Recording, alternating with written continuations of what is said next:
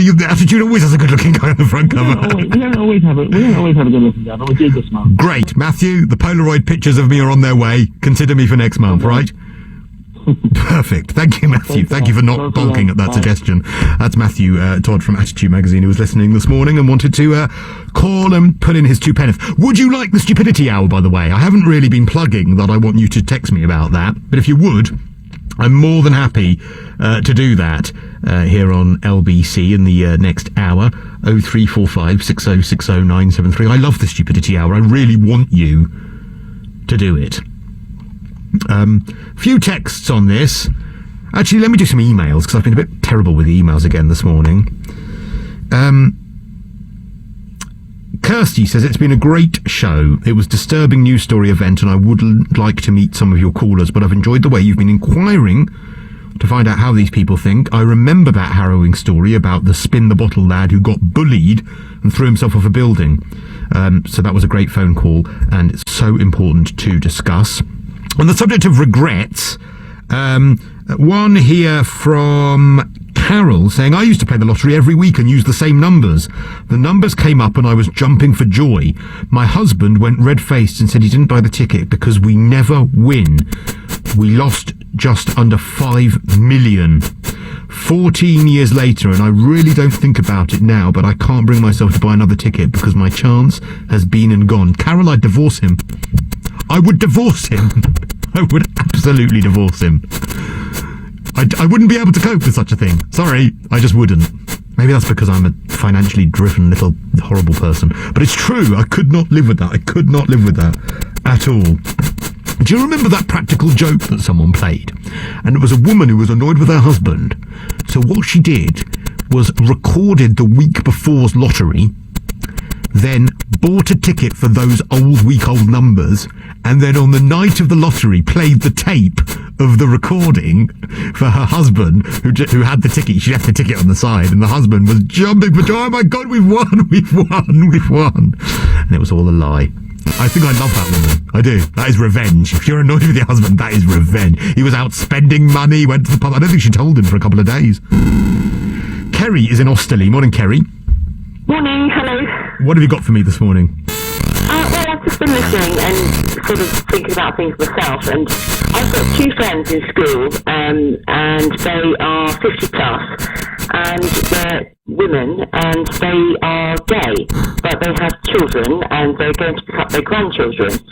So they were straight when they sussed out, and they've become gay, and it's all about relationships. I think the relationship is the key, and it's a human to a human, you know. And I think we, as a civilization, are very, very not up to date with how this all works, almost, you know, because they're the most kindest people. One of them's on the committee for the school, and she does everything for charity, and she's a grandma that is gay. Now, looking at, I watched TV last week, and I watched a documentary on, this is completely different, but I watched a documentary on Ireland, a civilization that's not been touched by any of us lot. And the sequence of events is that when the daughter marries the husband, she has to have sex with her father before she's given away. Now that happens, and the whole documentary showed that she was happy and she married her husband. And sorry. What country was this? Somewhere. An island somewhere, right? Okay. It was an island. So what happened was this: she led a very normal life, thinking that is what happens. You sleep with your father and you're given away to your husband. And she had no hang-up. She didn't have to go to counselling, like in this country or lots of other countries. It was accepted because that's all she knew. And her father loved her immensely, and that's just the way it went there. And she led a happy life and had children, and was unaware that this was wrong. Because she had grown up in a society where that kind of thing was accepted. No, I get that. So it's about societal acceptance. But her father loved her, and her father was led to believe that this was the right thing to do because that's how he grew up, and that's just what they did. And she led a happy life, and she was so happy. And it shows you 10 years on, the photographers and the whole media visited her and saw her children growing up, and she was an immensely happy mother. Okay, so that's the rant about where societal views can perhaps influence people's own self-esteem. What about this regret thing I've got written on the screen here? Because you have a bit of a regret yourself, don't you, Kerry? Well, yeah, absolutely, because everyone's got a regret, and I think you only harbour a regret because of what happens to you after. Otherwise, you'd be none the wiser. In my situation, I grew up, I left school at 14. I happened to fall into £200,000 worth of money that I didn't know how to handle. I didn't do anything weird. I spent it. I got a car. I got a caravan. Because I was brought up that way. I bought a caravan on Haven and stuff like that. And within about 3 years, the money had gone. I didn't save it. I didn't invest it or anything like that. And I just regretted that and really hated myself for it. And then I thought, well, what could have made it different? And I thought, well, in school, you're taught all these things. You're never taught how to manage money. You're never taught how to run finance. You're never taught... No, you're right. You're not taught taxes. You're not taught mortgages. You're not taught rent. You're not taught credit cards. You're not taught interest rates. You are taught. You're taught equations and things which you are very unlikely to ever need in your life. Some people might, but the actual stuff that every single one of us day to day will require, we're not given. Which is why when you inherit something like £200,000, sometimes you might do what you want with it, rather than doing the right thing with it. Kerry, we've got to leave it there, but thank you very much indeed. Would you like a stupidity hour in the next hour? If so, text me the word stupid, and I'll try and presume it's for that, rather than your analysis of my personality. This is LBC.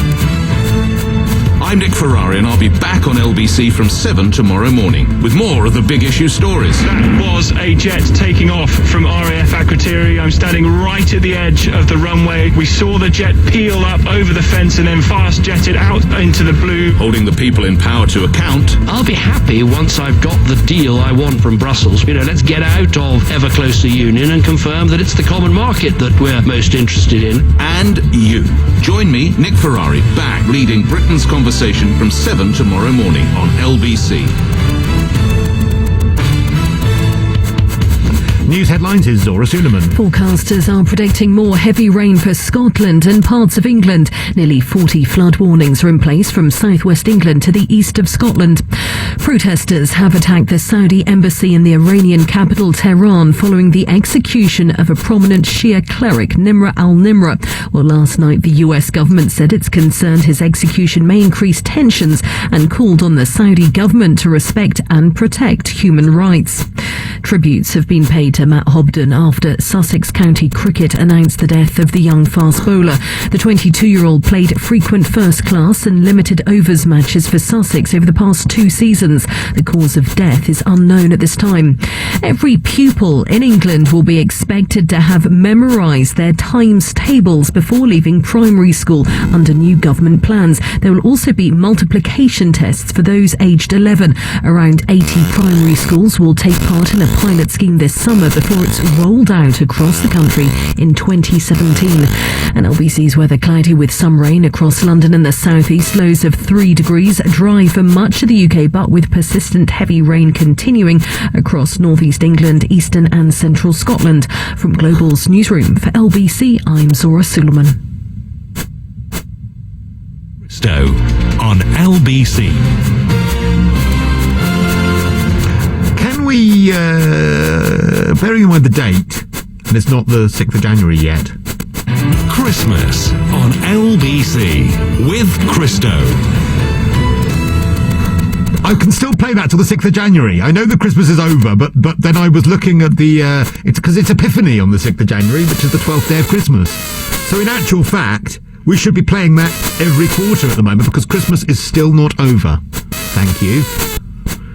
I didn't do my Christmas phone in this year as well. I always do my regular phone in at Christmas.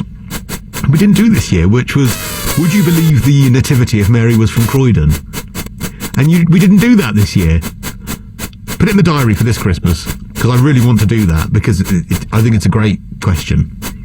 And I know I'll get the answer saying, well, you'll never find a virgin in Croydon. I've had that answer many times, and I get it. But it's just kind of, it's really a conversation about faith and how you can believe the unbelievable, and how if your friend from Croydon said, I'm pregnant, but it's not my husband's, it's a god, you'd laugh and say, no, it's not.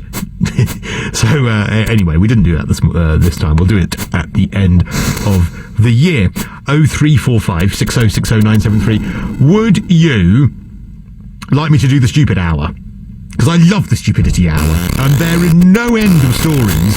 The stupidity hour is now going to be a monthly thing, you know that. And when I see a story that will fit into the stupidity hour, then we will go for it. And this is the story for the stupidity hour this morning. Well, a couple of them actually, but this is the main one.